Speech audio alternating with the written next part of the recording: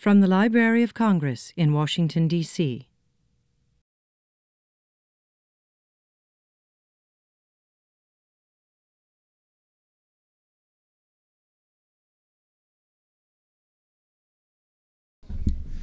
Good afternoon. My name is Leon Shosha, and I'm with the Law Library of Congress, and I'd like to welcome you here today. Before we begin the program, I'd like to let you know that today's program is being recorded for later web broadcast, and to let you know that the opinions reflected on today's program are not reflective of the Library of Congress. It is my honor to introduce to you the Acting Law Librarian of Congress, Ms. Donna Sheeter. Thank you very much. It is a pleasure to welcome you to the Law Library of Congress to an event celebrating the 60th birthday of NATO.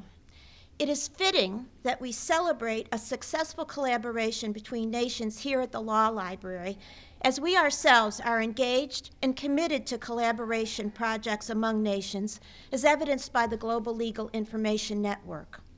Lord Robertson, the 10th Secretary General of NATO, said about NATO, "Our unique partnership was born in common philosophies of freedom and democracy.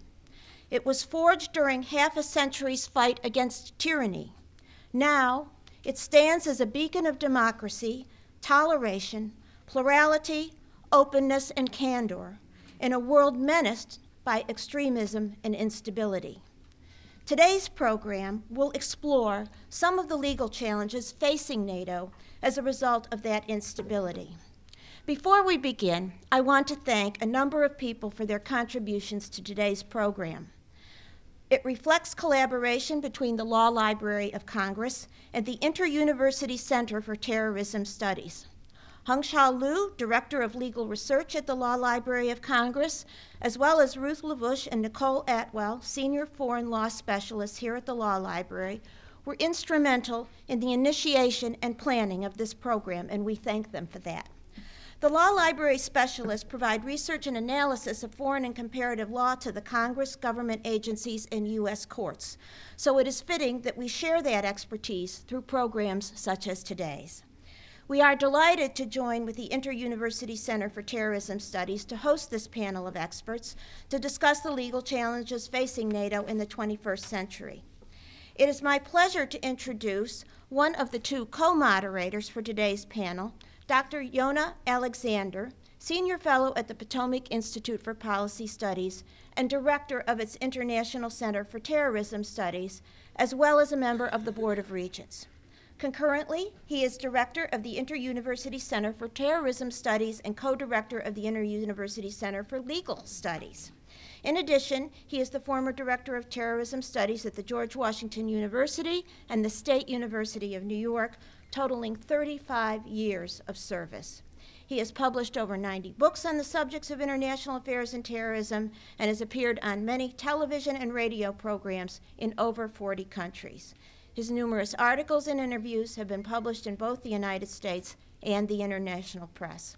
Please welcome me and join me in welcoming Dr. Yona Alexander, who will do the honors of introducing you to the distinguished panel. Dr. Alexander.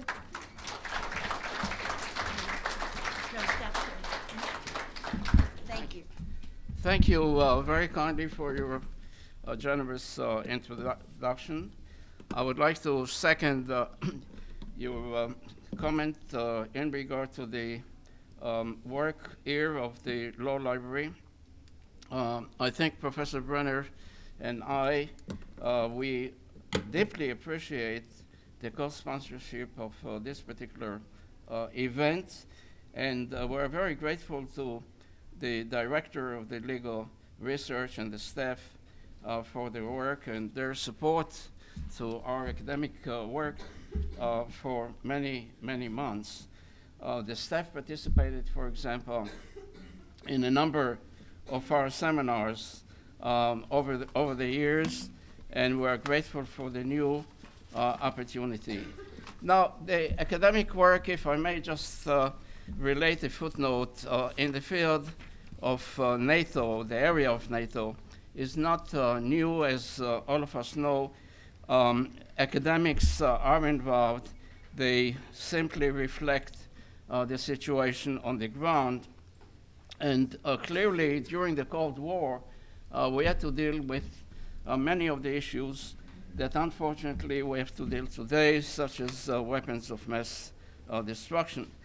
Now, what I would like to do is, for 2 minutes, provide some sort of context to the event. Already it was referred to the 60th anniversary. The question is, what's the rationale really to have the event today, this time? And I think there is a very clear message. It's the question of the future mission of NATO. For example, next year, the year 2010, there is going to be a major summit of NATO trying to deal with the mission for the 21st century. In other words, the new concept, the strategic concept. And the agenda is very broad, all the way from piracy to terrorism to NATO expansion, cyber defense, infrastructure protection, weapons of mass destruction, proliferation, the Balkans, Afghanistan. And additionally, there are some new vulnerabilities that I think we would have to consider, and NATO is considering. For example, new challenges in the Maghreb, North Africa, not only discussing the role of the Al-Qaeda in the Maghreb, but also the role of Iran, for example. Or even Latin America. There is a great deal of concern in NATO today, what's going on, for example, in Venezuela and elsewhere. So the key perception is the nature of the threat. If I may quote a famous Russian proverb, that even when the bear is gone, he left the place for the wolf. I might add also we have to be concerned about the mosquitoes in the swamps, meaning the terrorism. So again, the current and future challenges of NATO require, obviously, by definition, an interdisciplinary analysis, comprehensive analysis, related, for example, to hard power and soft power and so on. Today's seminar, I believe, will focus on some of the legal aspects related to the policies and actions of NATO, of the alliance, for the 21st century. I would like to welcome my friend and colleague, Professor Edgar Brenner, with whom we worked for the past quarter of century. We're not counting, but at least we do have a record of work for many years, and we're focusing on the issues of the legal perspective, the juridical status, for example, of groups and nation states. And we work through the International Law Institute, the Inter-University Center for Legal Studies. Professor Brenner is going to introduce our speakers.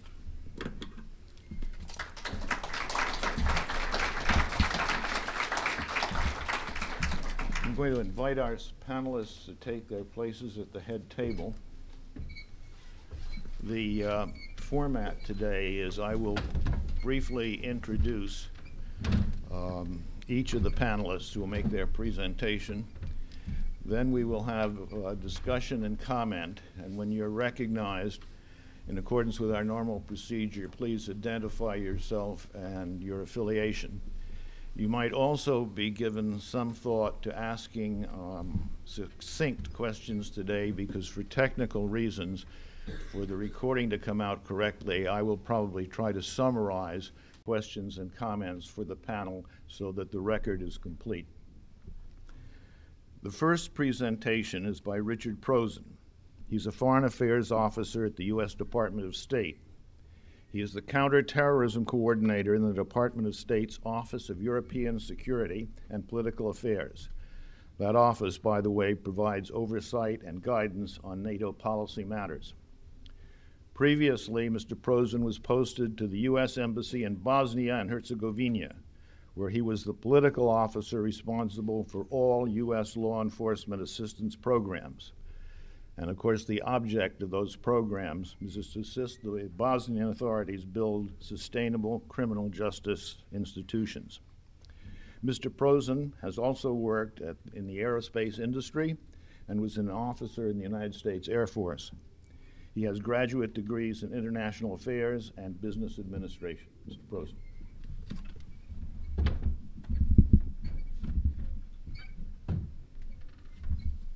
Thank you for the very kind introduction, Professor Brenner. It's a distinct pleasure and honor to be here today. I want to thank Professor Alexander and Professor Brenner for inviting me to speak and express my gratitude to the seminar's organizers and sponsors. NATO has entered a very challenging period of transformation in adapting not only to the realities of a changed Europe, but also to those of a changing world. President Obama summarized the challenges facing NATO best by stating that the same forces that have brought us close together have also given rise to new dangers that threaten to tear our world apart. Dangers that cannot be contained by the nearest border or the furthest ocean. Among the challenges confronting NATO, as Professor Alexander has mentioned, are terrorism, regional conflicts, and humanitarian crises, while at the same time there has been an increase in the pace and scope of global change and the emergence of new threats to our collective security. Also, as mentioned by Professor Alexander, such threats include the proliferation of weapons of mass destruction and cyber attacks, to name just a few. NATO, I would argue, is taking bold steps to complete its transformation from a once static, reactive alliance focused on territorial defense to an expeditionary, proactive global security provider. But there is much more transformational work that lies ahead.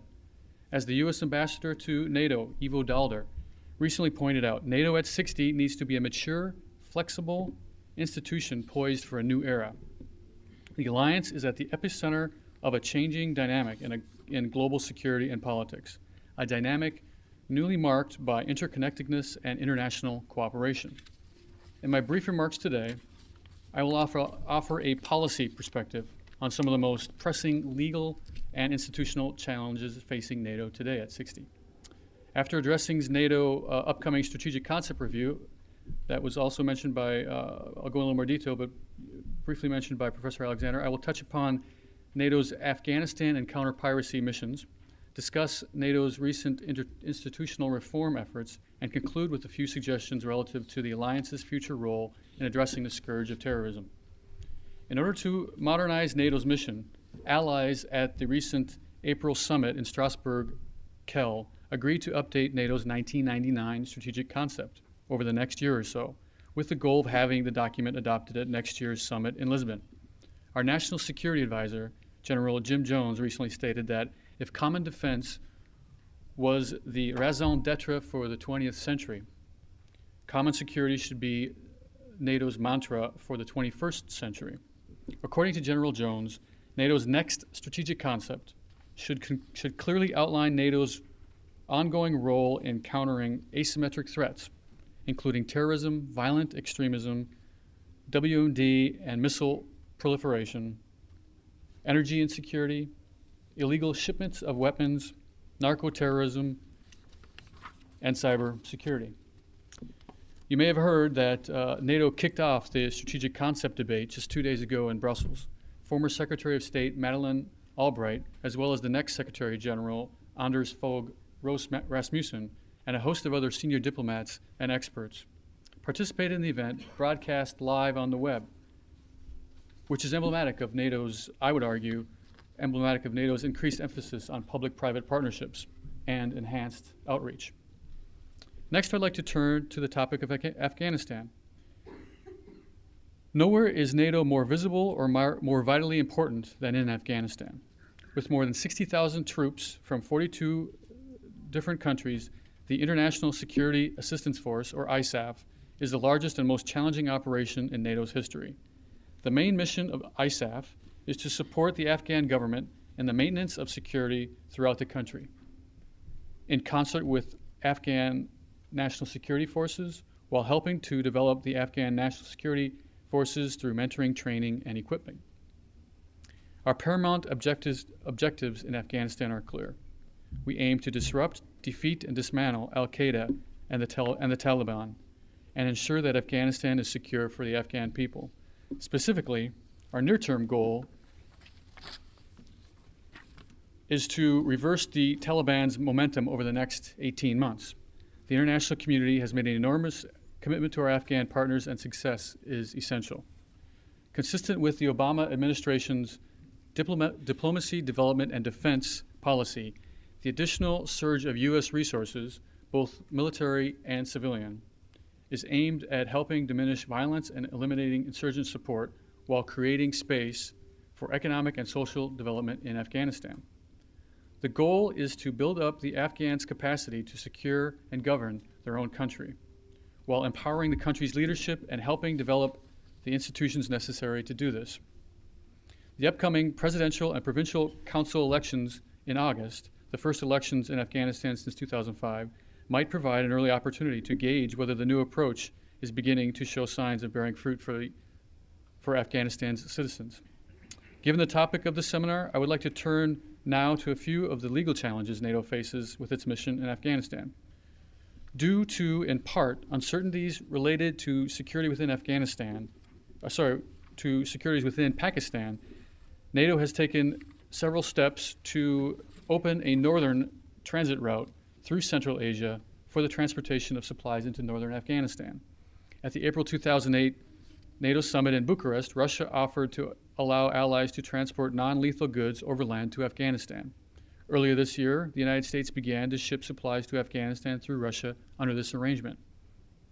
The United States has also concluded several bilateral transit agreements with the relevant Central Asian countries, and NATO is also looking to finalize a similar set of agreements. Another issue regarding the war in Afghanistan is what to do with the insurgents NATO forces pick up during the campaign. NATO has an arrangement with Afghanistan based largely on the European Court of Human Rights standards that detainees can be held by ISAF forces for up to 96 hours before they must be turned over to Afghan authorities. The legal challenges to a developing country emerging from 3 decades of civil war are manifold. A lack of adequate criminal justice system facilities and resources certainly complicates even the best attempts to impartially administer Afghan law in a wartime environment. Moving now to counter-piracy. Another critical NATO mission is its expanding role in helping thwart pirate attacks off the coast of Africa, the east coast of Africa. NATO has a significant counter-piracy operation off the coast of Somalia and is currently working with the European Union and other international actors to reduce the threats to the safe passage of commercial vessels in the Gulf of Aden. NATO's Operation Allied Protector, currently led by the Royal Navy, the EU's Atalanta mission, also led by the British, and the multinational Combined Task Force 151, led by the Turkish Navy, coordinate patrols and remain in close communication with U.S. NAVCENT forces in Bahrain to ensure their collective efforts are complementary. Other nations' navies, such as those of Russia, India, Japan, and China, are also active in helping secure the sea lanes in the region. But given the vast expanse of water to be patrolled, some have estimated the region to be about 2.4 million square nautical miles. The number and sophistication of pirate attacks has been on the rise in recent years. You may have heard of attack or a pirate case just yesterday on taking a Turkish vessel. That said, NATO and other international actors have successfully intercepted and continue to enhance their capacity to prevent future pirate attacks. The ensuing legal challenge for NATO is what to do with pirates captured off the Gulf of Aden. Some countries involved with the NATO operations, naval operations, possess domestic remedies to address the legal issues stemming from their participation in the counter-piracy operations. However, the commercial ships that are targeted by pirates are often Panamanian or Liberian flagged vessels owned by companies based in other countries while operating with multinational crews and carrying cargoes that originate from, at times, multiple ports in multiple countries. As you can imagine, the counter-piracy legal matters can get complex quite quickly. One key legal issue is the transfer and prosecution of piracy suspects. U.S. policy is that the victim or affected states should prosecute the suspects in their domestic courts, or should work out international agreements with a country in the region with that ability, such as Kenya, to permit them to do so in exceptional circumstances. NATO is currently looking into the issue of establishing a legal framework with Kenyan authorities. Faced with the mounting legal dilemmas, there have been cases where some captured pirates were stripped of their weapons and simply released in Puntland, free to return to their illicit activities the next day. Another legal issue facing NATO is that allies have divergent policies regarding whether offering ransoms is actually a viable option, with the U.S. firmly against rewarding with any form of compensation those who brazenly defy international law, as would likely only contribute to future criminal activity.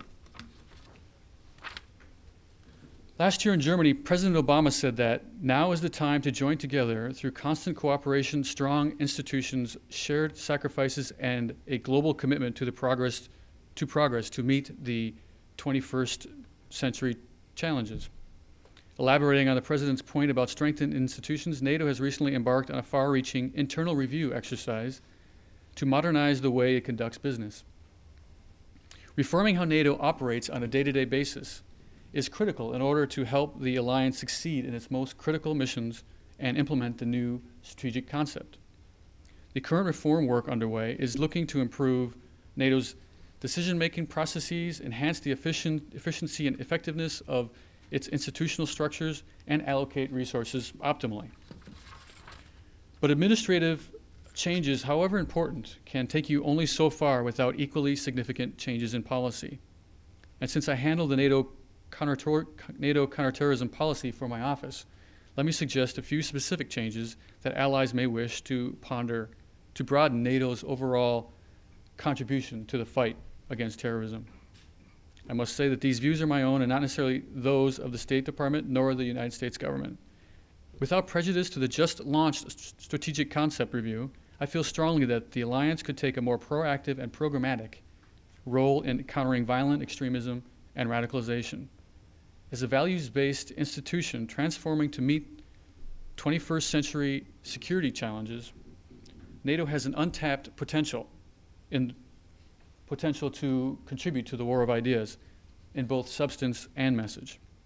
Specifically, I recommend that NATO develop a series of soft power public-private partnerships with non-traditional partners such as academics, civil society, NGOs, and international businesses to more comprehensively address the hearts and minds aspects of counterterrorism. For example, NATO's Allied Command for Transformation, based in Norfolk, which has the mandate to enhance the alliance's interoperability, relevance, and effectiveness, could demonstrate leadership by developing such partnerships aimed at improving the education and training requirements for NATO military authorities and its agencies and academic institutions. France, when it assumes command of the ACT later this September, could in point of fact become a change agent for NATO's non-operational strategic command, otherwise known as ACT. Moreover, NATO's Center of Excellence in Ankara for Defense Against Terrorism could add counter-radicalization components to its ongoing training programs and further expand its civil society and academic partnership outreach. It has been suggested that NATO's Science and Peace for Security program should reach out to leading scholars and mainstream religious leaders to seek fresh perspectives and develop best practices in countering the ideological support for terrorism. The NATO-Russia Council could also make a significant contribution in this area by fostering interdisciplinary efforts that build common ground in the battle to win hearts and minds. In an age in which individuals, money, and ideas move internationally with increasing ease, environments in which conditions that may be conducive to the emergence or spread of radicalization and violent extremism remain a concern regardless of distance.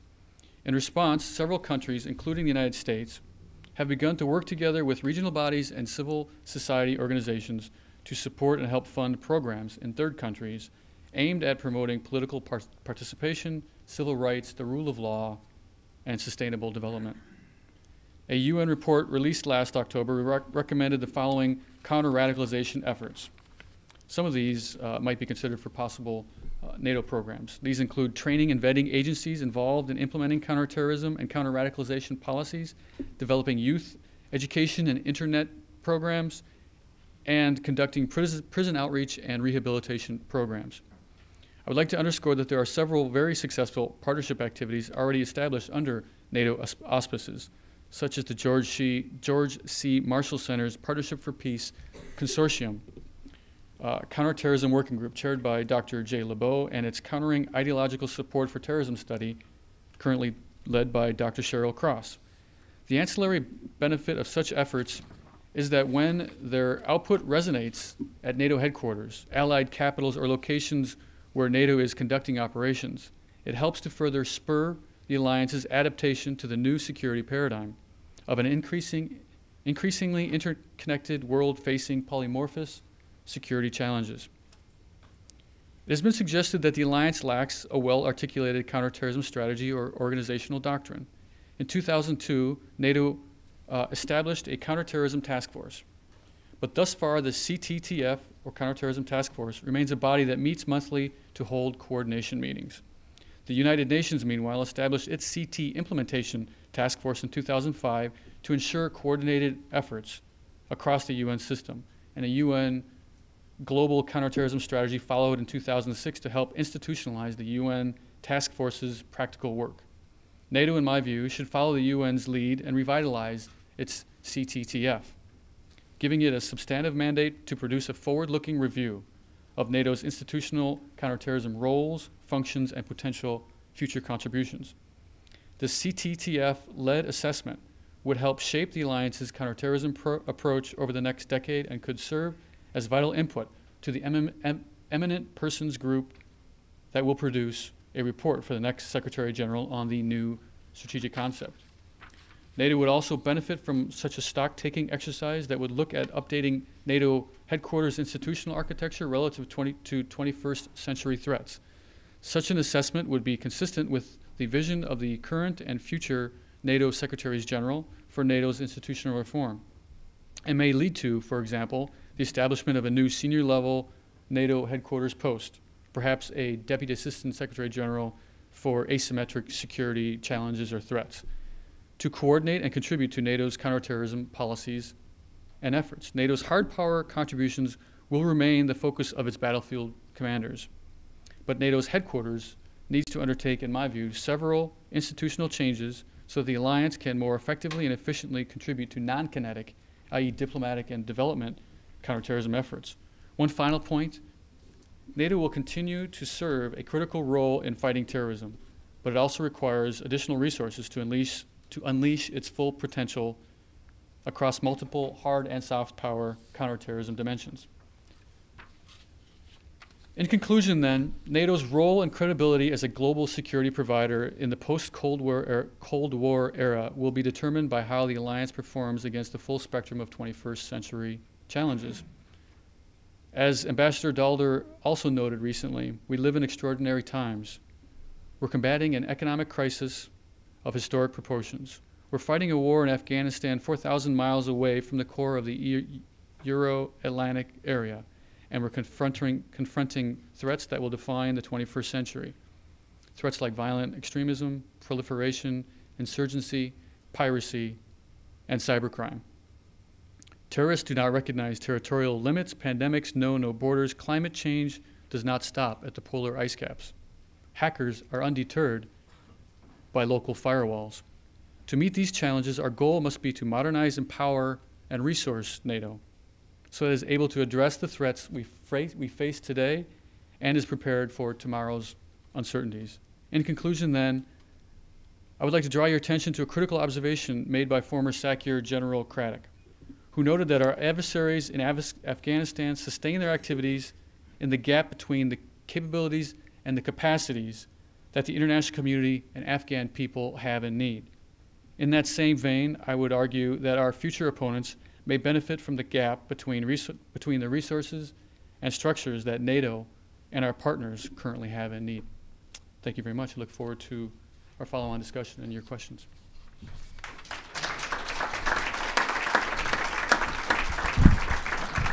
Thank you very much. The next presentation will be by Peter Roudik.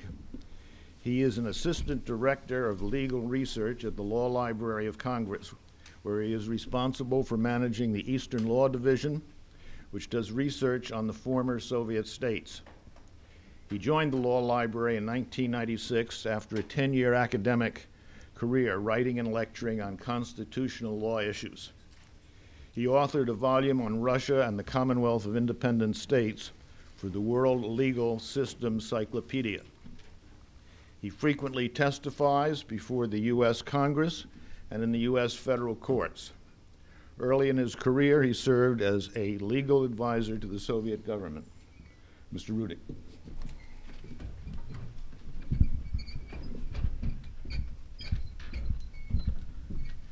Thank you, Professor Brenner, for your introduction. And following my colleagues on this panel, I have to say that everything what I will talk today is my own opinion and doesn't reflect the position of the library. And today I will be talking about the challenges which are associated with the enlargement of the alliance and impact of the enlargement process made on the legal development of the countries which are already admitted to NATO, those which are aspiring to be admitted, and how the legal and political landscape of the region has been changed. Within the existing time limits, I will try to discuss NATO's open door policy and how it was modified depending on specific countries in question, and what different legal instruments and political mechanisms were used to approach them. And finally, I'm going to analyze how these bilateral relations between NATO and individual countries affect future prospects of the alliance. For 60 years of its history, NATO increased from 12 to 28 countries through 6 rounds of enlargement.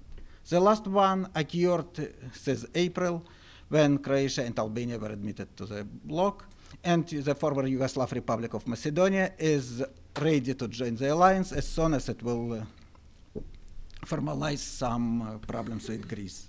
Since 1997, the enlargement is going eastward, involving in cooperation with NATO countries of Central and Eastern Europe and the former Soviet Union.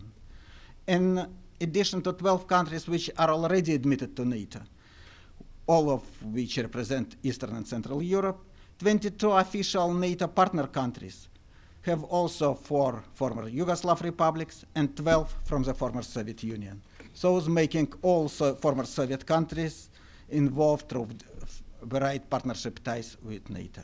Immediately after the end of Cold War, when the opportunity to build improved security in the entire Euro-Atlantic area became obvious, NATO initiated consultation, trust-building efforts, and promotion of good neighborly relations among the alliance member and the aspiring countries. As soon as the Cold War ended, NATO became more than just a military bloc and successfully demonstrated its ability to change. For example, during the Cold War, NATO viewed the Organization of Security and Cooperation in Europe with some kind of suspicion, because this organization was created to negotiate between the West and East. However, in 1990, NATO Council recognized the necessity to adapt to new circumstances and started to cooperate. And in 1992, Helsinki Declaration confirmed the view of the OSCE member states that NATO is the leading component of the European security. That was the legal cornerstone for future cooperation between NATO and non-member countries. In the early 90s, certain requirements were established for the countries seeking NATO membership. These countries were supposed to establish democratic governance based on market economy, civilian control over the military, transparency of military budget, commitment to peaceful resolution of conflicts and fair treatment of minorities, and of course, willingness and readiness to contribute to NATO's missions. As soon as the talk about admission of former communist countries started, the idea of enlargement had its own proponents and opponents. Those who were in favor of the enlargement argued that it will make our world a better and safer place, with a guaranteed defense of life and values respected in the NATO core countries. The opponents thought that the enlargement will antagonize Moscow, while burden of sharing the responsibility for the defense of weak and not yet sustainable countries brings doubtful benefits and jeopardizes the security of people in Western Europe and in the United States. Today, more than 10 years after the enlargement process started, we can hear the same reasons for and against the enlargement, and it seems that both sides are right in their own. Without discussing political issues of the enlargement, I would like to assess major legal instruments which were used as a foundation to build relations with the countries in partnering with NATO. After the Cold War, the military component of NATO became less important, while the role of organization's political function increased significantly. The change required some organizational novelties. In 1991, the North Atlantic Cooperation Council was formed with the purpose to enable the former communist states to pursue much closer relations with the alliance. The council was not a legal instrument, but it was a mechanism of teaching and persuasion in an effort to promote legal democratic values of government. Partnership for Peace followed in 1994. This program imposed on participating states legal obligations to develop professional militaries under firm democratic control and to prepare themselves in other ways for possible cooperation with NATO. Planning and review process was set as a component of Partnership for Peace to help aspiring NATO members to achieve optimum force levels and interoperability. These moves were initially modest and didn't affect the rethinking of alliance purpose. But even they were significant to involve these countries in the achievement and in the activities which affected their development and turned them toward the West. This is true not only for those states which received full membership in NATO and later were admitted to the European Union. Other post-Soviet countries achieved substantial progress in their westernization efforts through participation in NATO cooperation programs. Let's look at Ukraine and Azerbaijan, for example, countries which had their own ups and downs in relations with NATO. In 1992, Ukraine became a member of the North Atlantic Cooperation Council, and status on priority of European security guaranteed by NATO was included in the document entitled Basic Principles of Foreign Policy, adopted by the legislature of this country in 1993. In 1994, Ukraine joined the Partnership for Peace, and the government approved its implementation strategy. Since then, about 250 programmatic events are conducted annually under the auspices of the individual partnership plan. The security agreement between the government of Ukraine and NATO was signed in Brussels in March 1995. This document was ratified by the Ukrainian parliament and became an act of domestic law, which regulates the protection of military information in Ukraine and also influenced the major principle of domestic legislation in regard to information policy. The next important event occurred in 1997 when President of Ukraine signed in Madrid the NATO-Ukraine Charter on Partnership. Even though the charter didn't require parliamentary ratification or changes in national legislation, this document contains political obligations, which, according to Rein Millerson, even being legally non-binding, create proper normative and institutional basis for actions in politically sensitive fields. The fact that these agreements are not binding doesn't mean that they don't create any rights and obligations for the parties. This is exemplified by joint programs aimed at eliminating Chernobyl catastrophe consequences, retraining demobilized officers, planning for emergency situations. In 1998, a program of individual cooperation was drafted, and since the year 2000, joint military exercises are conducted upon parliamentary approval. They will not be conducted this year because of changes in local politics. But strategic and mid-term priorities for Ukraine's integration in NATO are defined in their major documents, and since 2005, intention of Ukraine to join NATO is included in this country's military doctrine. Because of strong regional divide, internal political struggle, and strong Russian propaganda aimed at discrediting NATO together with the Russian blackmailing in regard to power supply, public opinion doesn't support Ukraine's admission to the alliance, and the government slowed its cooperation with NATO and participation in some programs. But we have to remember that in 1997 and 98, even in the Czech Republic, public opinion didn't support joining NATO. And we have also remembered that today Ukraine is the only post-Soviet state which was able to maintain political stability by democratic means during the entire post-Soviet period. And I believe that participation in NATO programs contributed to this achievement. Another state which demonstrates positive impact of cooperation with NATO is Azerbaijan. Unlike Ukraine, Azerbaijan doesn't formally meet the admission requirements today. Its government system is not fully democratic, professional military is not created yet, and to even less degree civilians can control the army. And I even don't mention the requirement to resolve conflicts with the neighbors. Meantime, Azerbaijan was among the first post-Soviet states to join the Partnership for Peace program in '94 and to have individual partnership action plan approved by the President of this Republic in 2005. Under this plan, political dialogue and cooperative activities were conducted in order to reorganize armed forces. And forces of Azerbaijan are participating in NATO peacekeeping operations in Kosovo.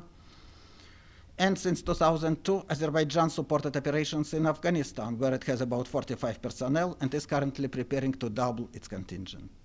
Usually, cooperation is conducted in such traditional areas of defense and security as sharing intelligence information, increased air and maritime patrolling of the Caspian Sea zone, improving border and infrastructure security, and counter-terrorist training capabilities. Additionally, there are about 30 projects in the area of science and environmental protection, aimed at improving water quality, protection of drinking water supply from terrorists, and better internet access for academic and research communities. A summer school in Baku is sponsored by NATO since 2003. I have here also a list of 28 laws and regulations passed by the Azerbaijani parliament in support of cooperation with NATO. These documents relate not only to the military issues, but cover such topics as First Amendment and environmental protection. Regional cooperation, especially with Turkey, was fostered through NATO channels also. Approval of NATO-related programs by the legislature indicates indirect popular support of NATO and openness of the country for future cooperation. Even though, due to Russian pressure, Azerbaijani authorities shortened some NATO-related programs recently, and NATO refused to be involved in the protection of the Baku-Ceyhan pipeline. I wouldn't be surprised that because of a very cautious foreign policy conducted by the Azerbaijani government, its extreme geopolitical significance, Azerbaijan may become the next country whose membership in NATO will be seriously considered. Because NATO officials believe that the accession of Georgia is blocked now due to regional conflicts, and it is not known what government will have Ukraine in 6 months or in 1 year, Azerbaijan, although it didn't express its intention to join the alliance now, may become a good candidate country. Azerbaijan demonstrates its ability to change, to conduct independent foreign policy, to resist Russia's pressure, be effective on the energy market. Nabucco project will increase international support to Azerbaijan, and strong cultural ties with Turkey, which is a NATO veteran country, will help to resolve existing problems with Iran and Russia. During a discussion on NATO conducted a couple months ago at the Brookings Institution, speakers agreed that NATO's dilemma is to go out of Europe or to go out of business. I don't think that the question is so straight. NATO still has many things in Europe to do. These are cyber defense, biodefense, improvement of the military of the newly accepted states, for example, and NATO is still the only institution to guard Europe and the United States from nasty things coming to our region. To fulfill these goals, the alliance must project force to crises which may threaten our security regardless where they happen. In this case, involvement of countries outside of North Atlantic geographic region is important. It's also important that when the EU enlargement is practically limited, NATO enlargement will go further than just formalizing relations with military capable and politically like-minded countries. Even though the European leaders like to repeat no more Yalta today, Europe remains divided between the European Union members and the others, and it is almost impossible for these outsiders to make holes in the Schengen walls. In this case, NATO appears to be the best suitable institution to integrate these outsiders into the system of Euro-Atlantic values. Countries outside the European Union don't want to be left isolated and don't want to be included in the Russian sphere of interests again. Recent defection of Uzbekistan and Belarus from the Russian-dominated Collective Treaty Organization is indicative. It was reported that Moldova's leaders expressed the possibility to amend their constitutionally declared neutrality status if relations with NATO will become closer. Next year, at the NATO's ministerial meeting in Lisbon, the idea of a new strategic concept will be discussed. Before that, many legal issues related to the enlargement and partnership shall be reviewed. The 4th annual NATO Legal Conference, which was held in Strasbourg last month, discussed such topics as NATO's future, involvement of international justice in NATO's activities, respect for human rights, and limits and extensions of state sovereignty. Naming these problems as important legal challenges, The organizers of the conference said that today soldiers are becoming more and more sensitive to legal approach because they are often confronted by complex situations where their actions have legal implications. This is correct for military personnel participating in combat or peacekeeping actions, as well as for those officials and civilians who, within NATO framework, expand Euro-Atlantic borders and bring other countries the hope of integration with the democratic world. A lot of work which takes a lot of time has to be done in order to meet these challenges. Thank you.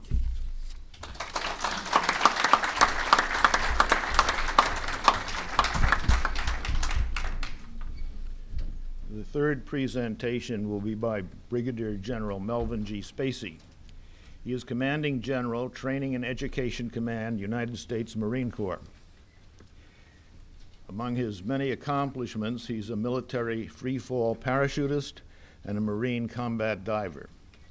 He's been awarded 3 Legions of Merit, the Joint Meritorious Service Medal, 3 Navy Commendation Medals, and the Joint Service Achievement Medal. He earned a Master's degree of Science degree from the University of Southern California and a Master's of Military Arts and Science degree from the U.S. Army School of Advanced Military Studies. He's been assigned to the U.S. Special Operations Command, serving as a policy officer dealing with counter-proliferation of weapons of mass destruction. He was a seminar leader at the Advanced Military Studies program at the U.S. Army General Staff College. He was Director, Tactical Training Exercise Control Group, Marine Corps Air-Ground Combat Center. In 2005, he was Deputy Director for Strategy, Policy, and Assessments, U.S. European Command. He also became Commanding General, Marine Air-Ground Task Force, Training Command at 29 Palms, California.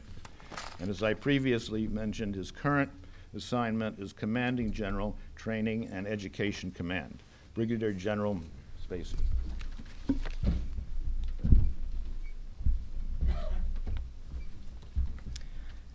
Thank you, Dr. Alexander and Dr. Brunner, for this opportunity to speak at the seminar. First, truth in advertising. I am not a lawyer, and I did not sleep at a Holiday Inn Express last night. So I'm not able to speak with any authority on legal considerations related to NATO. I am a simple infantryman, but as a career officer in the United States Armed Forces and having recently served as a Deputy for Strategy, Plans, and Policies at U.S. European Command, I can offer some observations regarding military considerations for the United States' role in NATO expansion, as well as expansion of NATO itself. U.S. European Command is one of the unified geographic commands in the Department of Defense. While not assigned to NATO, it is immersed in the NATO theater. It deals with all bilateral and multilateral matters with NATO countries. Its commander is both the commander of European Command and the Supreme Allied Commander Europe, primarily posted at the Supreme Headquarters of the Allied Powers Europe and SHAPE. And European Command's 3 primary component commands, U.S. Army Europe, U.S. Air Force Europe, and U.S. Naval Forces Europe, also serve as NATO 4-star headquarters. The area of operations during my assignment went from Norway to South Africa and Portugal to Russia. And I paid much attention to former Eastern Bloc countries and former Soviet republics. My travels and my duties carried me to Poland, Russia, Albania, Bulgaria, Georgia, Armenia, Azerbaijan, and Kazakhstan. I worked issues covering the Baltic countries, all of Eurasia, the Black Sea and its littorals, the Czech Republic, the Balkans, Southeast Europe, Romania, the Caspian and its littorals, and I worked some aspects of ballistic missile defense. Let me begin with some observation about how I, as a direct representative of the United States Armed Forces and the U.S. government, was received throughout the area of responsibility, and in particular, the region of NATO expansion and expanding influence in particular. I was in European Command at the height of the insurgency and the insurgent fighting in Iraq, and at a point when we were told that United States influence and power was at its ebb. While I have no doubt the perception of and attitude toward U.S. policy was not popular with citizens and government, There were no doors closed or obstacles placed in our way, beyond those we could expect with the far longer-ranging geopolitical dynamics of the region. I would like to focus on two genuinely remarkable organizations that will provide some insight into my views, as well as a critical role that NATO continues to play in keeping the peace and expanding stability in the world. Within 2 weeks of my arrival in European Command, I participated in a meeting of the Chiefs of Defense of the Adriatic Charter Group. The A3 group was formed between Albania, Croatia, and Macedonia, facilitated by the United States in 2003. This particular meeting was in the late fall of 2005, and in addition to the 3 participating nations, observers to the meeting were the Chiefs of Defense of Serbia and Bosnia-Herzegovina. I found that to be remarkable. It was little more than a decade before that most of these countries were not simply at war, but working on genocide against each other. The causes of that conflict run deep in the history of the region and each country, and many of the points of fissure still remain, such as ethnic and religious makeup. I'm certainly not naive enough to know that may not only be just simply contained and not far below the surface, but nonetheless the leaders of those 5 countries' armed forces were sitting around a table, led by one of the participants, in open, friendly dialogue, with primary discussion about forming a combined peacekeeping force similar to the Southeast European Defense Ministerial Brigade, just as Seabrig was preparing to deploy to Kabul in early 2006. That struck me as truly remarkable. The second organization is the Southeast Europe Defense Ministerial that I just mentioned. I attended a meeting of the Chiefs of Defense in Sofia, Bulgaria in early 2006 that both welcomed Ukraine as a full member and highlighted the deployment of the brigade to Kabul. CEDAM was formed in 1996 with the United States as a member and the only non-European, non-regional member. It was interesting to observe during the discussion and dialogue of the meeting Greece's references to the name of the Republic of Macedonia, or former Yugoslav Republic of Macedonia, something with which Greece has great difficulty. It is important to say, however, they are both members of the organization, and they were both sitting around the table. I was speaking with the J5 of the Turkish General Staff after the meeting, and we were discussing the remarkable achievement that is CEDAM. Not having the same sense of history of the region as he did comment that the last time all those countries had come together was around the year 1200, and that was to have a pretty widespread war. It was remarkable that they had gathered for peace. These two organizations came out of the chaos and the brutality in the aftermath of the collapse of the Soviet Union. They came about as these countries realized the necessity of a stable, peaceful way ahead, and they saw NATO as a vehicle by which that could be done. What was essential for both organizations, as was essential for the successful NATO involvement to bring peace to the Balkans, was the leadership and the presence of the United States and the United States Armed Forces. And that was a revelation to me. As I saw in other efforts in our area of responsibility, the United States still drew great respect and was able to exert positive influence.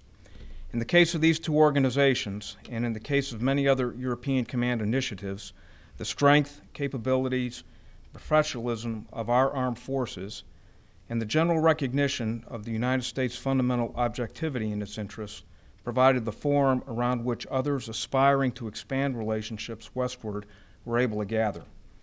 Everyone is well aware of Russia's opposition to the expansion of NATO and the United States' influence, particularly into its former sphere, and the Russians worked to make that expansion very difficult. As a consequence, relations with the United States and NATO can be a delicate and tricky matter for many of those countries. But as these two organizations demonstrate, and others such as the Vilnius 10 and the Partnership for Peace countries, there is a great desire to expand relations with the West, even while many former Soviet republics work to balance regional pressure with national interests. It was fascinating to see Partnership for Peace countries that have no interest to join NATO work hard to meet NATO military standards and seek U.S. military assistance. It is the United States policy to see NATO expand. Despite it being an organization formed for war, it has brought and ensured peace for over half a century. NATO expansion has expanded into countries that were in open conflict or covert involvement in conflict, yet bringing peace through both the desire to draw benefit from the opportunities that flow from NATO and other European and Euro-Atlantic institutions and organizations, and the necessary reforms related to international relations, their government, and reform of the armed forces necessary for membership. My time in European Command was marked with continuing that effort.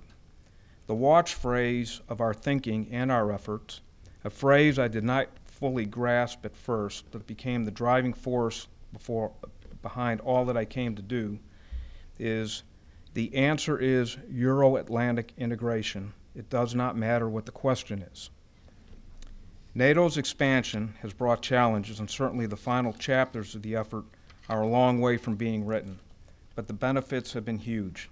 This expansion has not just been driven by the United States, but in many ways could only have happened because of the United States. It is the credibility of the United States and its long-term strategic policies and the credibility of its armed forces that have provided the catalyst and forum for this to take place. My observation of the military chiefs, who not long before were fighting ruthlessly against each other, coming together around a United States conference table with the United States four-star general, and countries who had never gathered in peace but pulled together around the United States, though being an ocean and a continent away, demonstrate what we are able to do, despite short-term unpopularity of some of our policies. I think it's important to understand this and use it wisely to continue the advance in stability and peace within the construct of a strong and growing NATO. Thank you very much.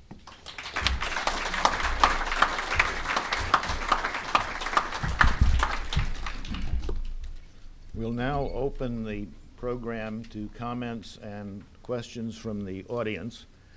I see Mike Noon is getting ready to ask a question. I'll recognize him first.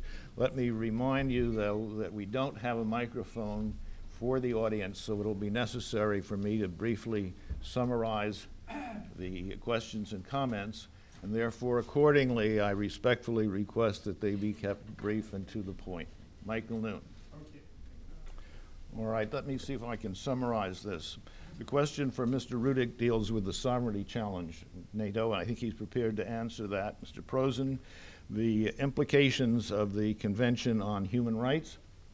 And for General Spiese, the question deals with rules of engagement, and I suppose that's partly a reference to the problems in Afghanistan, where different countries specify different roles for their troops.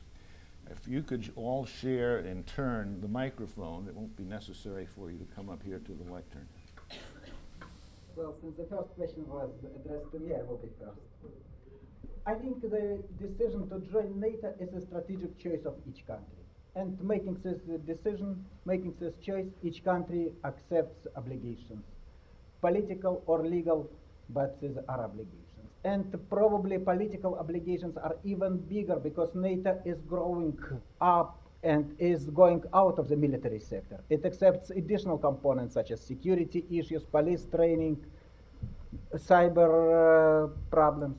And also, I think it is affecting its operations within and with the countries. Again, just like the general, I'm not an expert on legal matters, but I'll try to attempt to answer your very good question. The 96-hour rule is an ISAF rule, and it was decided by consensus. So all ISAF countries are bound by that. There is another mission called OEF, which is not bound by that mission because it's a mission headed up by the U.S. authorities. Now, General McChrystal just took over command of both OEF and ISAF, so he is responsible for both missions. But the rules of engagement are for ISAF forces. The 96-hour rule applies to anybody under the ISAF chain of command. I can't really comment more on the legal aspects or how the U.S. battlefield commanders, but I think it's and I can't speak on behalf of the Defense Department, but I think our U.S. Defense Department would see things a little differently than our European partners. Yet, as NATO is a consensus-based organization, the 96-hour rule applies to all ISAF forces.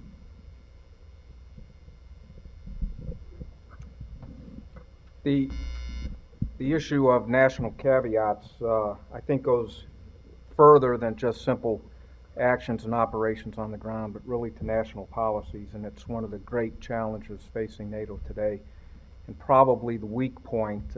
If there is a seam in NATO, I believe that's where it is. It handicaps operations. We recognize that. We see that on the ground today. It has certainly frustrated our operational commanders. We saw comments from our president in that direction as well. General Jones, as the SACEUR, was not able to crack that one. Neither has General Roudik. So it's a problem that is very, very difficult. I believe that has to be taken on as part of the strategic review. I think that's essential and to a large degree may shape the nature of NATO as we go forward. No easy answers, but I think recently we've seen some momentum moving in certain directions. And it'll be interesting how the new countries are able to influence the strategic review as we start that process in the next couple of years. Now recognize the gentleman in the second row. Would you stand up so we can hear you better? And then I'll try to repeat your question. Situations not just in the Balkans. Can we let it go with that one now, and then we'll give you a chance later? Okay. All right? Fine. We're talking about the different situation when NATO coordinates and has cooperation with other institutions in Europe. And what is the challenge that presents, and how do you see that issue working out? Yeah, they're two distinct organizations. As you know, UN doesn't really have a military basis at all for operating, whereas the NATO alliance is a collective security military organization.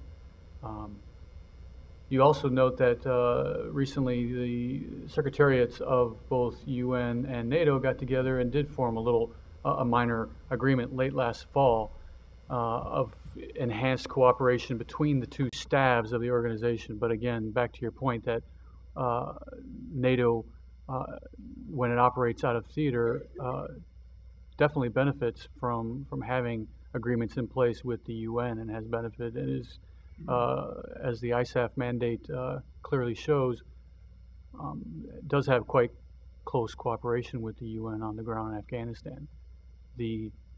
Some people have said out of area, out of operation. A lot of people are looking at NATO and its future missions as being more civilian military operations or civ-mil cooperation, or some people have, or NATO has coined a phrase, comprehensive approach, and you really can't have a full comprehensive approach to 21st century threats, counterinsurgency, counterterrorism, without having all aspects of diplomacy available. And the UN represents economic and social development on the ground. It has the UNAMA mission in Afghanistan. The EU does a lot on police missions. So I see a wide area of cooperation going forward between the UN, the EU, and other organizations, and NATO, if we are going to see some of these challenges thwarted in the future. The essence of the question is, do you need UN Security Council resolution for specific approval of a military proceeding to make it legal and give protection to the troops carrying out the mission, recognizing at the same time that seeking that approval might generate a veto by the Soviet Union, or Russia, excuse me, by Russia. Sorry. Well, yeah, in the case of Kosovo, there was that situation where there was no... You said that was one off. You made that very clear. That is an exception, not a precedent. Absolutely. And so and NATO not being an organization under the UN Charter is considered a military alliance. There is that gray area of what would happen in the future. I'm not a legal scholar to answer that question. We could probably get some people back at the State Department who are legal experts to help you on that matter. But yeah, the Kosovo situation was was different, how things would be handled in the future. Most of our European colleagues would like a UN sanction prior to going to any kind of future operation. But again, the politics are the politics in New York, and we don't always get UN sanction for a NATO operation. So it's a political as well as a legal challenge going forward. But I guess I can't comment in more depth on what the future might hold. Gentleman in the first row here. I think the essence of the question here is a very profound one. It goes back to the origins of NATO and what is the legal foundation for its original existence and continued existence. Well, let's start with the 1949 treaty and Union of Six Countries which created the North Atlantic Organization. Today, and your question is, I think, in concert with all other questions which were here before. I think definitely UN involvement is growing and probably will be needed because now, as I said, NATO is going further, going wider outside of its original mission, which was to defend Western world from the Soviet Union. We have to remember that before enlargement, there was no single shot fired by NATO. After enlargement, today NATO is involved in 5 operations simultaneously, and definitely military corps in the newly accepted countries feels or sees its mission more broader than just military involvement in resolution of specific issues. They consider themselves to be responsible for peace operations, for fight against terror, for securing sustainable development inside these newly admitted countries. And definitely UN should find some way in relations with NATO. But originally it was a separate organization, a military alliance of democratically minded countries. Mr. Prosen, do you want to comment on that? Briefly, again, a layman's approach to how this is viewed. UN and has its UN Security Council, obviously, and NATO.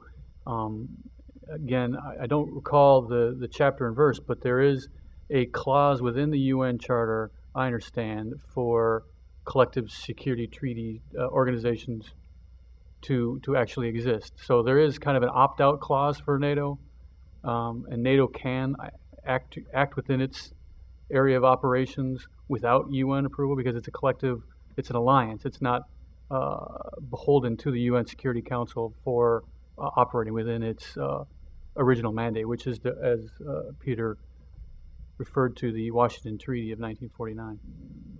Gentleman in the third row in the side gallery. Yes. Well, let's see how we can parse that.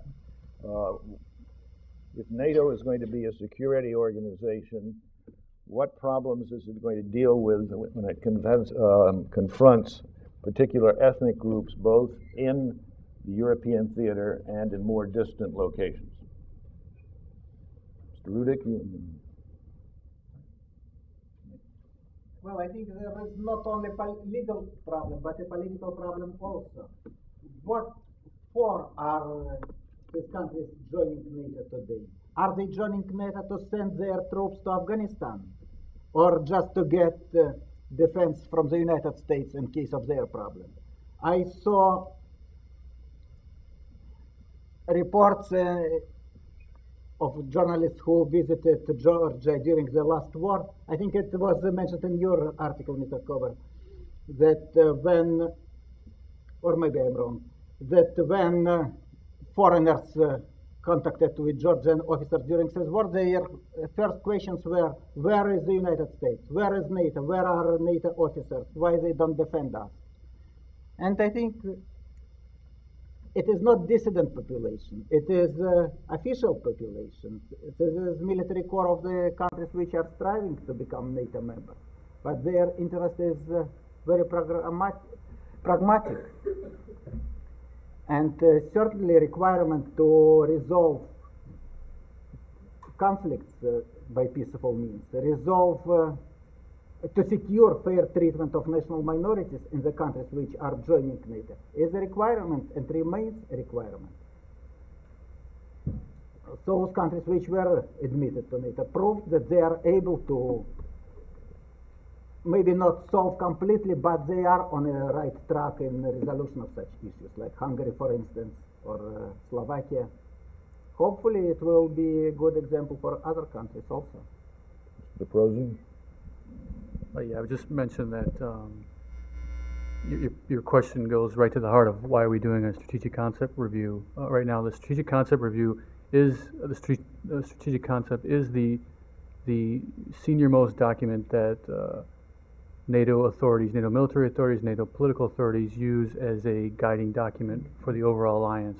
It sets the level of ambition. It's kind of like a quadrennial review analysis squared. I mean, it comes around once every 10 years. But in 2006, a partial answer to your question, a document that sits below the strategic concept is called the Comprehensive Policy Guidance. The CPG, or Comprehensive Policy Guidance, was updated in 2006, and it actually did start to talk about 21st century threats. Terrorism and weapons of mass destruction were actually seen in the next 10 to 15 years, the combination thereof as being a principal or a very grave threat for the alliance. So NATO is getting its act together in addressing your very tough question. It'll be a very serious debate, a very I would say in a long duration debate. It's going to take about 6 months or so for the eminent persons group to produce a report to the next Secretary General, the former Danish Prime Minister Rasmussen. But I really can't comment on the specifics of it, but I would point you in the direction, and I can get you a copy of the Comprehensive Political Guidance that does deal with both threats within Europe and threats that emanate from outside of the Euro-Atlantic area, but could have an impact on the area. But as I mentioned in my talk, one of the areas is radicalization happening within Europe. That's an area that I don't think NATO would have a lead on, but it certainly could contribute to some of the items, areas where fostering dialogue amongst and within a country would help to diminish the radical threat, for instance, in terms of fighting terrorism. And then the second row here, the question is, what is the principal allegiance of NATO to its members or to the United Nations? Who would like to deal with that?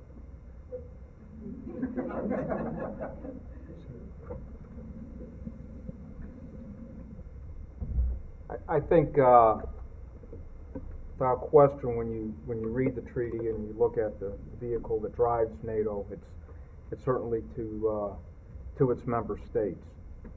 We have seen, and certainly recent history points to NATO seeking UN approval, UN sanction for certain activities, but I don't think there's any question that the treaty and really the sense of the organization primarily is towards the member states.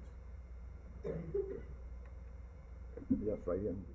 It's a very good question. In fact, a very timely question, because our president and his entourage were just in Moscow before they were in Italy for the G8 summit meeting, and from what I'm hearing, the meetings went very well.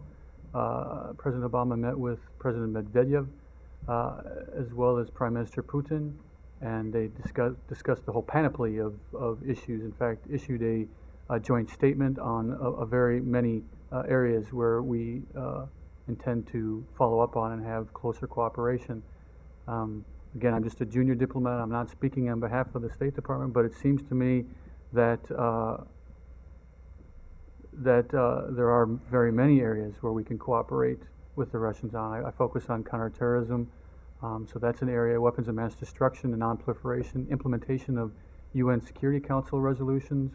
Although, again, NATO is not a UN organization, it does do a great deal of work on, say, 1540, which is the UN Security Council resolution for combating the spread of weapons of mass destruction and related materials and missile parts and so forth to non-state actors.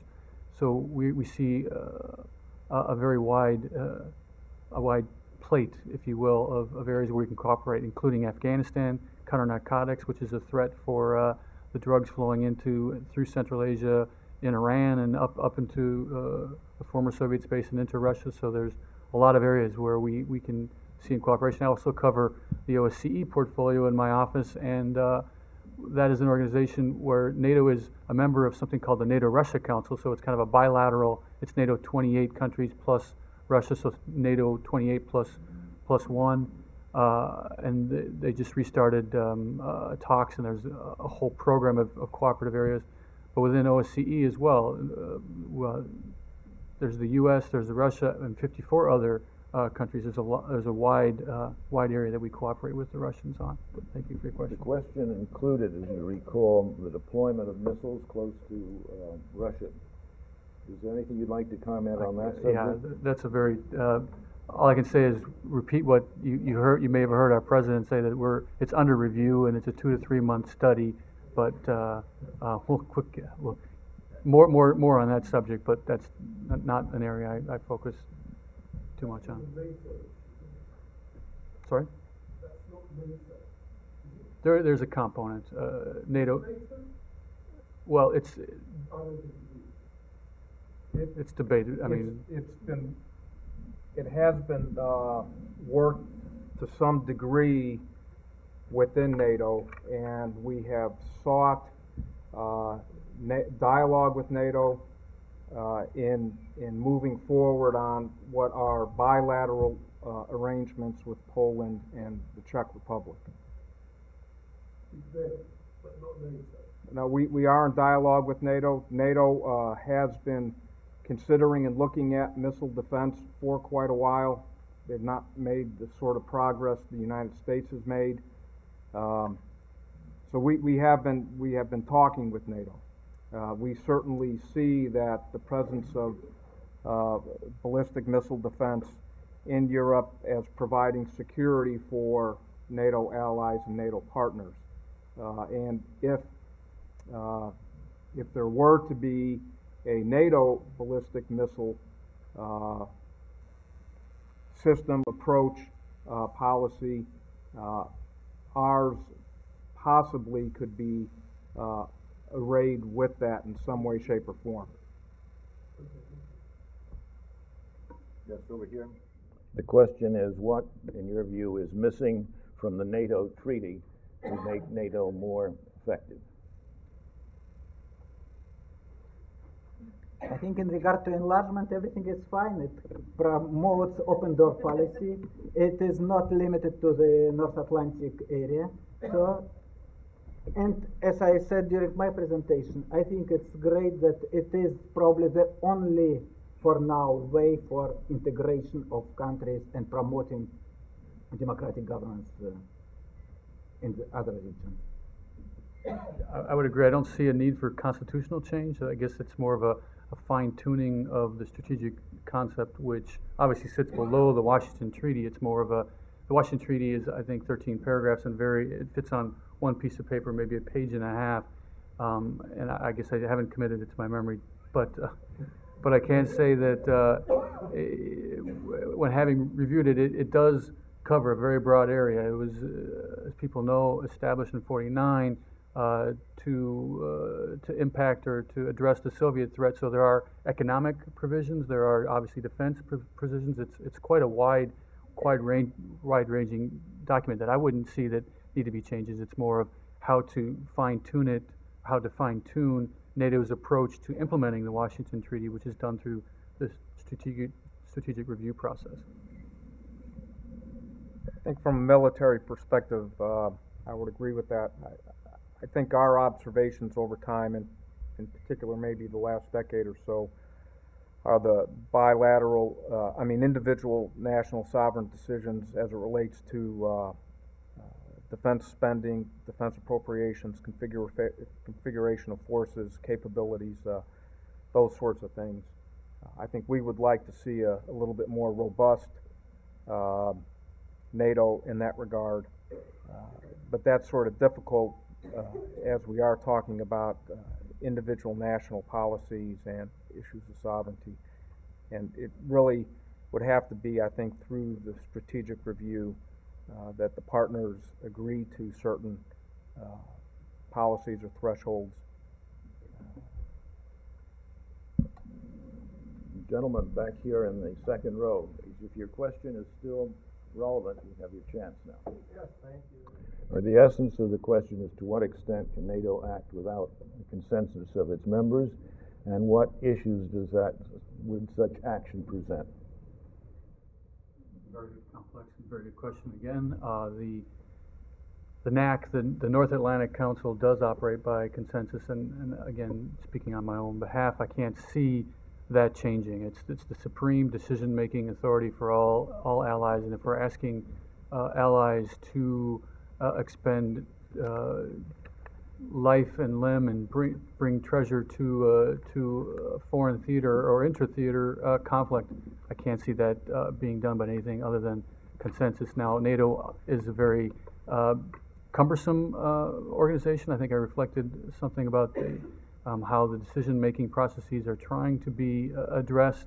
NATO has something like 450 committees, some of which haven't met in 2 or 3 years. So they're looking at culling some of these committees, reducing the number of committees potentially, and even if it's not a senior level decision, you're not actually committing to fight a war or a really high level NAC only North Atlantic Council NAC decision. Some of these lower committees could potentially operate without consensus, and I think some of the committees of the 450 committees do actually do that. It depends on the makeup and the mandate of the various committees. So the consensus rule is being looked at, but I personally don't see that the senior level committees doing anything other than what they do now, which is build a consensus and build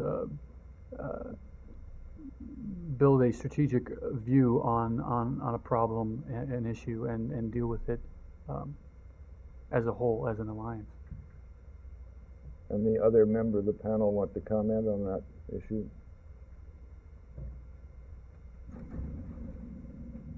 We've certainly seen countries act outside of the NATO alliance, yet being allies as they believe their national interests dictate. We certainly saw that in Iraq. I think it to some degree works counter to the strength of NATO.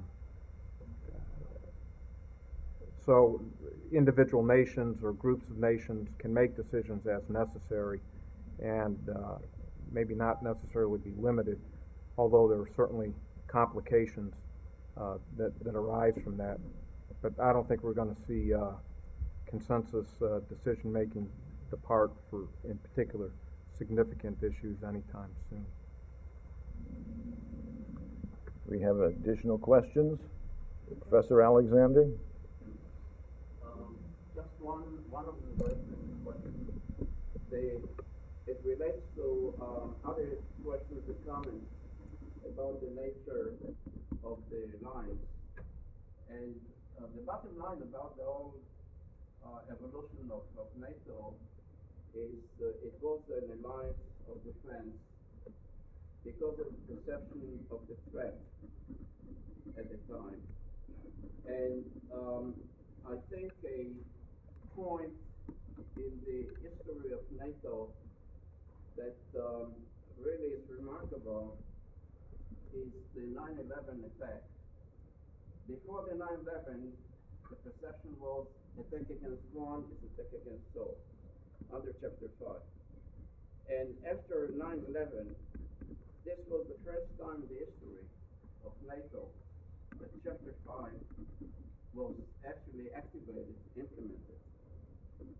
And the point I'm making is that the mission of NATO is really the function of the perception of the threat. And here comes the question that I would like to ask the panel. Yesterday, it was the 3rd anniversary of the second war in Lebanon, and it was marked. The Israelis obviously were very... The question is, should NATO be expanded to include possibly Israel and Maghreb countries from the North African coast. Well, next month there will be another anniversary of the war in Georgia. And what would be if Georgia would be a member of NATO? Would be Article 5 also used, and does it mean that the United States would have to fight against Russia?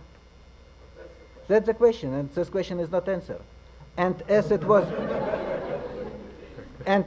said today during our discussion, the first loyalty of the NATO is before its alliance members, and probably NATO remains North Atlantic organization, and accepting other countries, it should think about security of Western Europe and the United States. It shouldn't, the acceptance of other countries should not jeopardize security of people in the original core member countries. And then acceptance of this country should be evaluated through benefits which it brings to the alliance. But that's my opinion.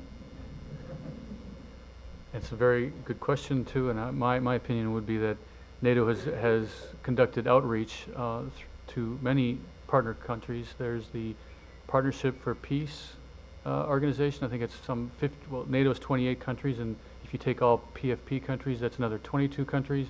NATO has outreach to the Mediterranean so-called dialogue countries, and with the Mediterranean dialogue countries, NATO has increased its cooperation through something called the Individual Cooperation Program. I understand Israel has finalized its ICP program with NATO, so it is submitted to NATO. NATO allies looked at it, sent back a few comments, and it's now an agreed document. I think Egypt has an agreed document, and Jordan is working on an agreed document. So, not to skirt your question, because I really can't speak on behalf of all allies, but I can say that there is a very strong partnership between NATO and the Mediterranean dialogue countries, of which Israel is a prominent country. General Spiese.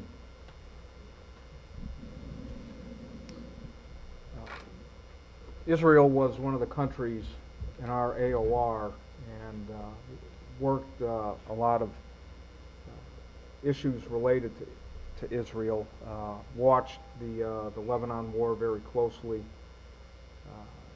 and did a lot of planning and consideration and thinking through what we might have to do. We certainly provided some support as required by our treaty and tasks given to the command. I was in Tbilisi the night that NATO announced advanced dialogue for Georgia. In fact, at the ambassador's house, and the foreign minister was there and his team, and there was great excitement. But I even before the Russian invasion, my thinking is that expansion into countries that are still in conflict is sort of problematic, and I just don't see NATO signing up to an Article 5 event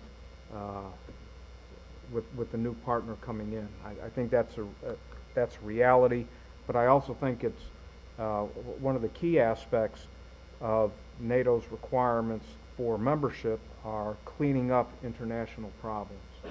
And again, I think when you look through the Balkans right now and you look in southeastern Europe, that has gone a long way to bring peace and stability, and it required certain nations to give up what had been long-standing claims and recognition of current borders and things like that. So it would certainly force a lot of internal discussion, both inside the NATO alliance as well as, I think, a lot of decisions within the government of Israel as it relates to its borders and things like that. We have a question back here in the side gallery.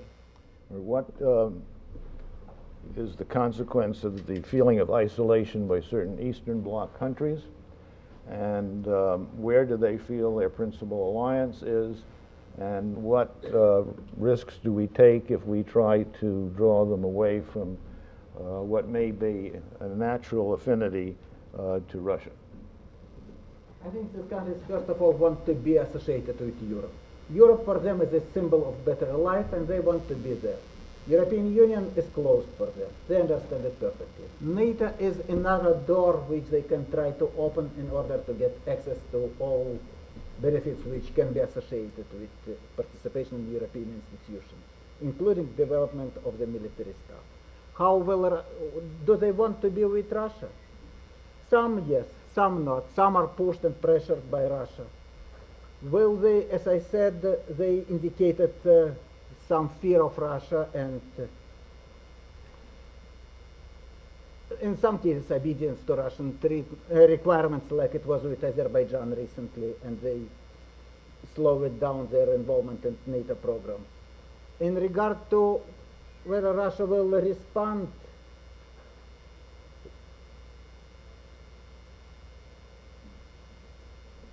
I think war in Georgia is a good example.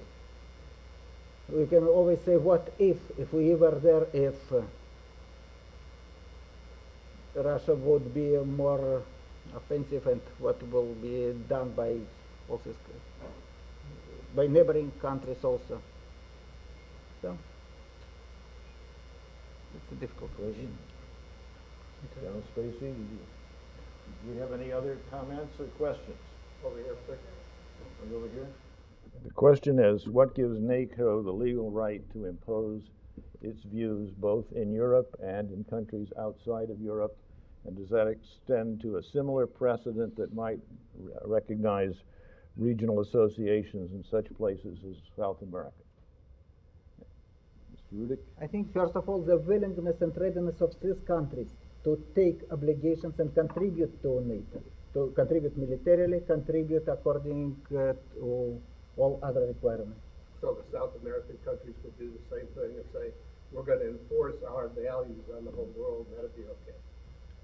South American country Or may any area around it. may approach NATO, and then it will be up to the NATO member countries to come to a consensus to decide. A separate organization that states that its goal, that it's going to take action independent from NATO, independent from the United Nations, and enforce militarily its objectives around the world.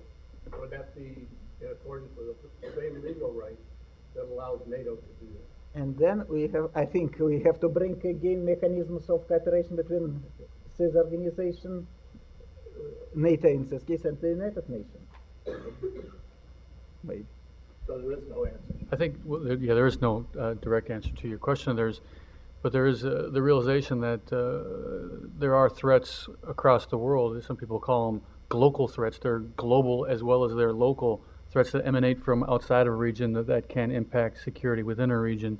I don't know of another alliance quite like NATO that exists. I mean, there is the organization. There are different regional organizations within world bodies such as the OAS, but it's not, as I understand how the OAS operates, it's more of under the UN Charter. It's not a collective security defense organization like the NATO or the North Atlantic Treaty Organization. I think it comes down to, as Peter said, the collective will of the members of that body acting in accordance within the authority of their charter. Obviously, NATO actions are taken in the context of the global security and in accordance with international law, but again, not subordinate to or answering to the UN Security Council. We have an additional question. Professor Alexander.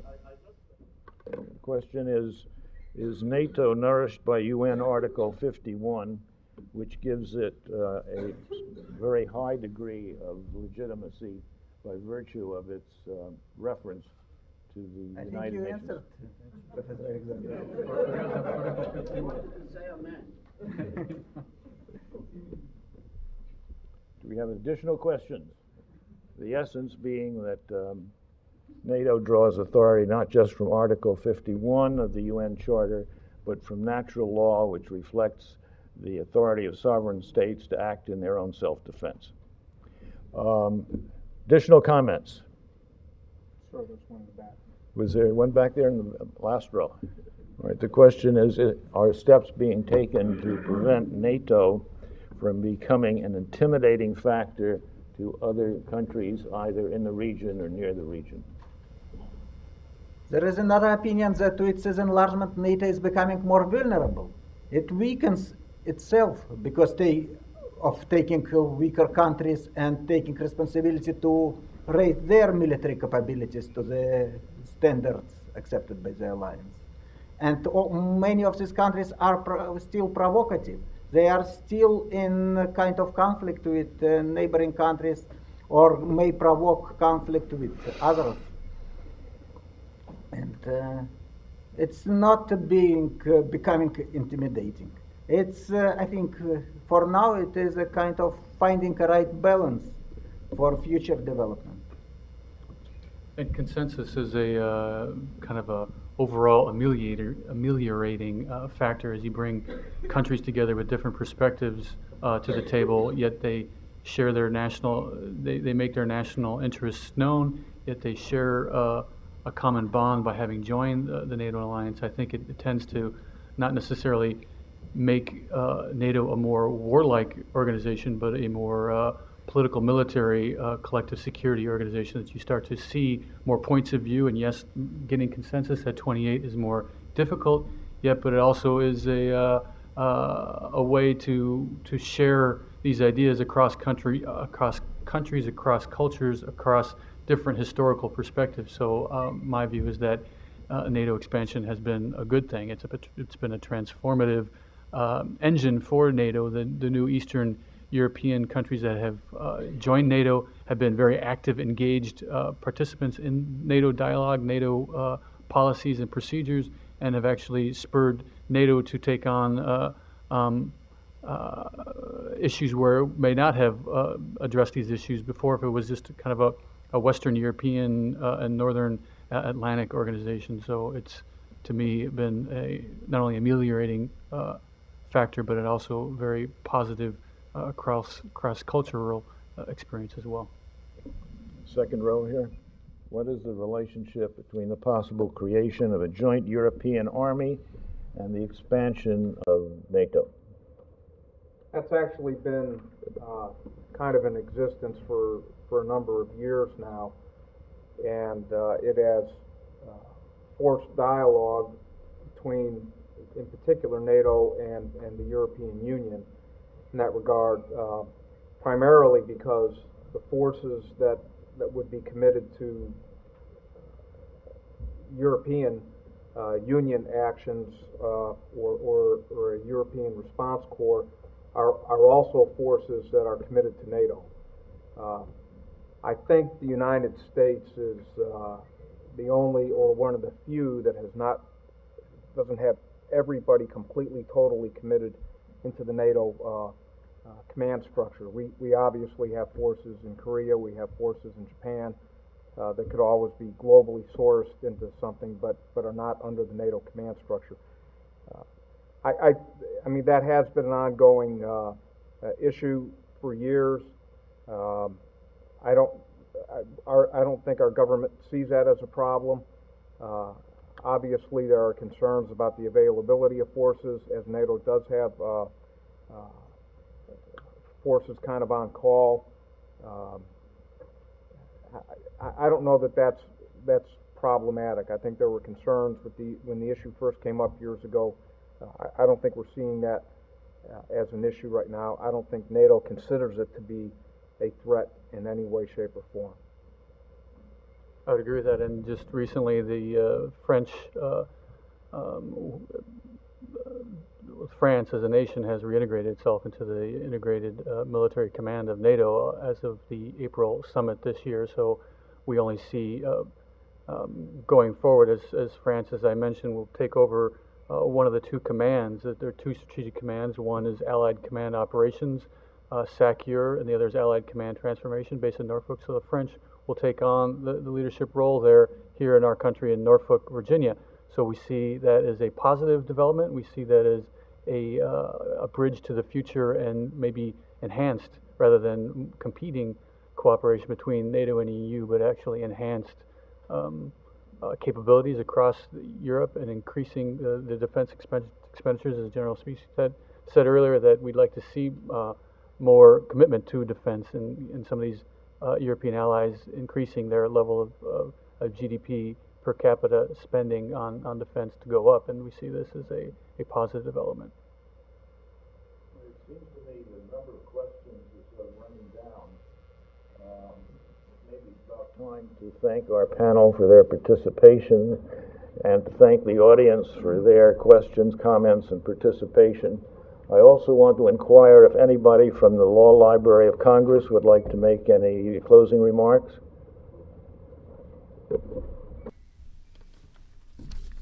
Well, I just wanted to thank the panelists for a very enlightening and interesting discussion.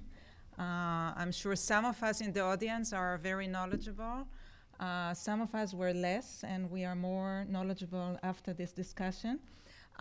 We are here to continue cooperation with you, with the State Department, if necessary, on certain issues that are domestic foreign law, and we're very happy that we could collaborate with the Inter-University